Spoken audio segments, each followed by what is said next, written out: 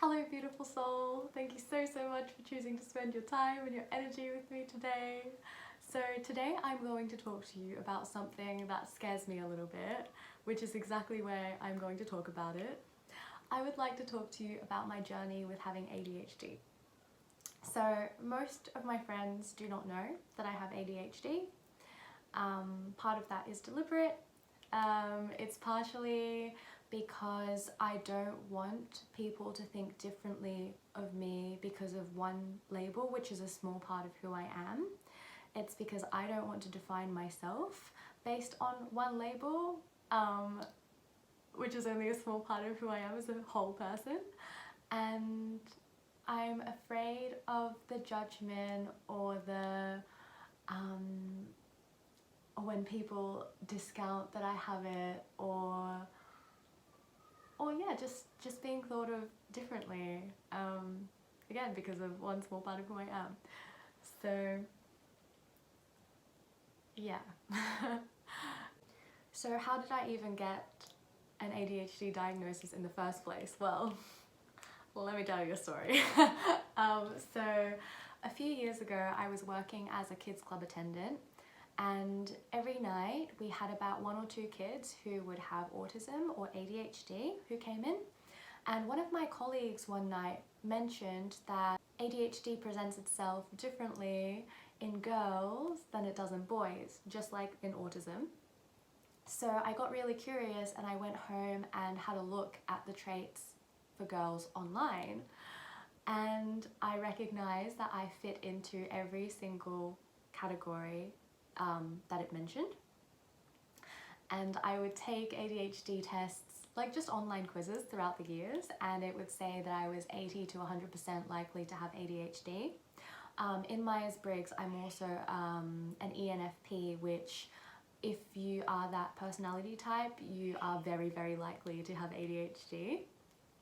And I never thought to get a diagnosis for a while because I was just really excited and proud to be neurodivergent, and it made a lot of sense looking back at moments in my life where I would just feel like people would get a bit overwhelmed with having conversations with me because I would jump from one topic to the other in this non-linear fashion that didn't make any sense, and they couldn't really keep up with what I was saying. Or when people would be like, Miku, focus, like you just went off track again, or whatever.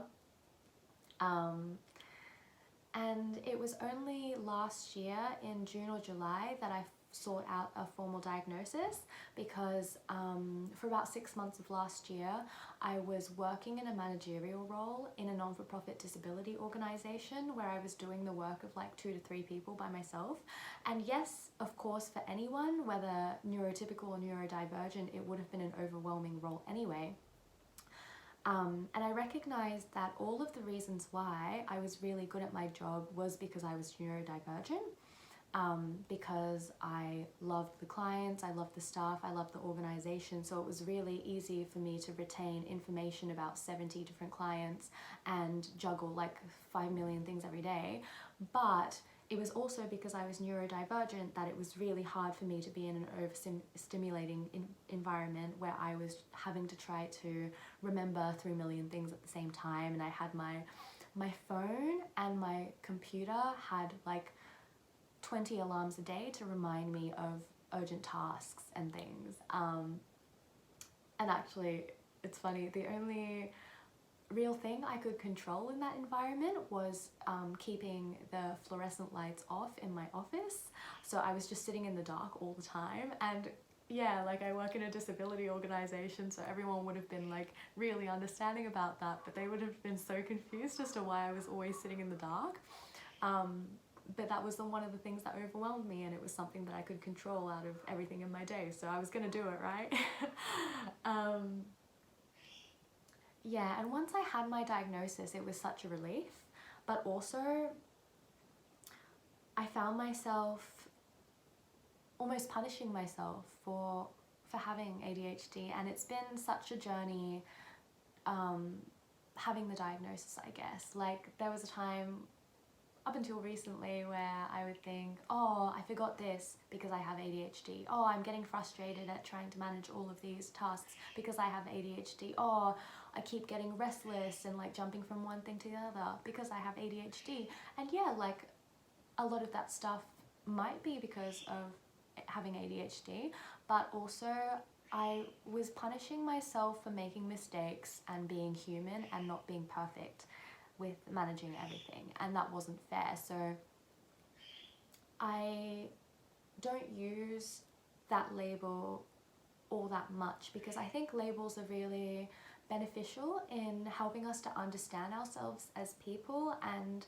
make sense of things. But when we start to over-identify with a label, that's when it starts to get kind of dangerous because it causes separation. It means we're over-identifying with something. It could become an egoic thing even. Yeah, so I use labels with some awareness if I can, if I can bring awareness to them. But yeah, anyway, like having the diagnosis was a relief because there were so many things in my life that made sense, like why I got overwhelmed with like certain noises, certain movements, certain like repetitive lights or something from ever since I was like really, really young. It made sense why I would just feel that noisy environment I couldn't be in for very long. Made sense why I like being in dark environments, and oh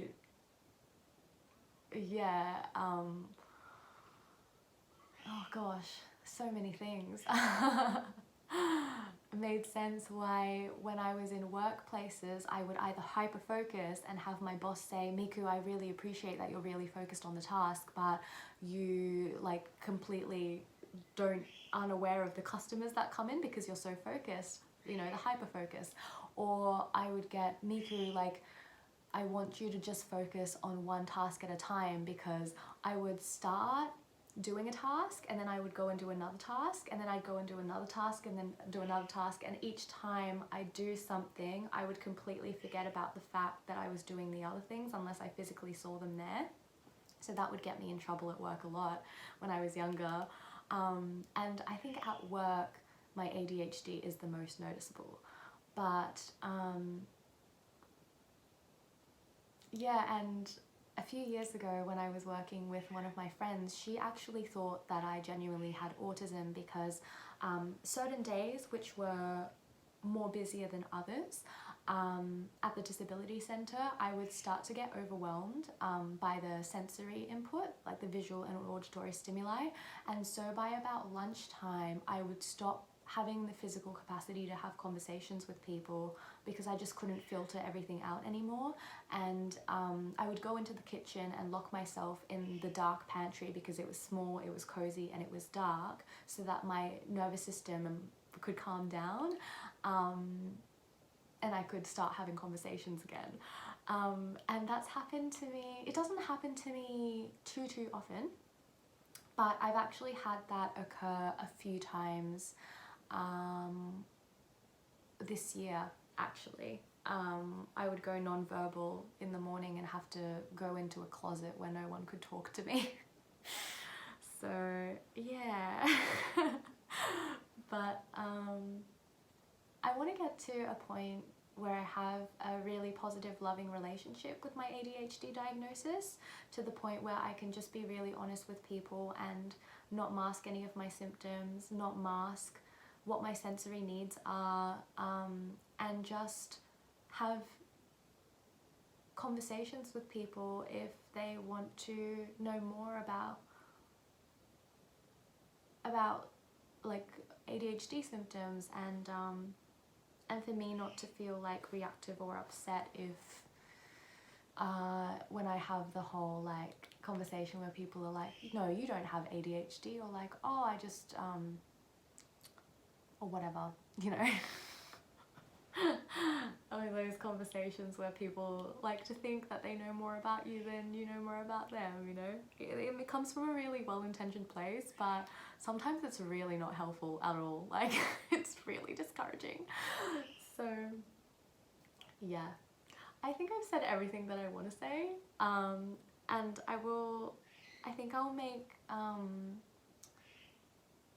some more videos in the future about this, but yeah, thank you so much for listening and for listening to my non-linear rambly stories, because I know that they can be a bit tricky to follow sometimes, which is why I mask them all the time.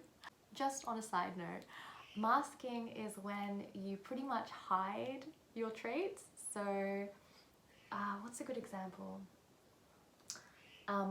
Something that I do all the time is like, I'll be out somewhere where it's noisy and there's a lot of visuals happening at the same time and I'm getting really overwhelmed, but I won't say anything. Or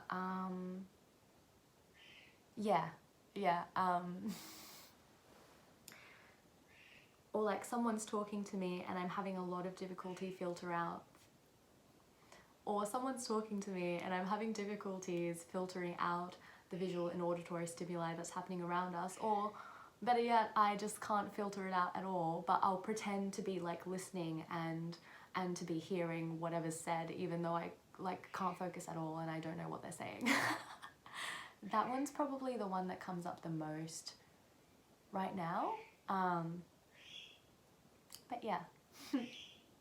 And it happens to a lot of girls who have autism or ADHD. We all do it, so just want to bring awareness to the terminology, I suppose. Thank you so much for listening. I really appreciate it, and sending you so much love. I hope you have a wonderful start to the week, and I will talk to you soon. Bye.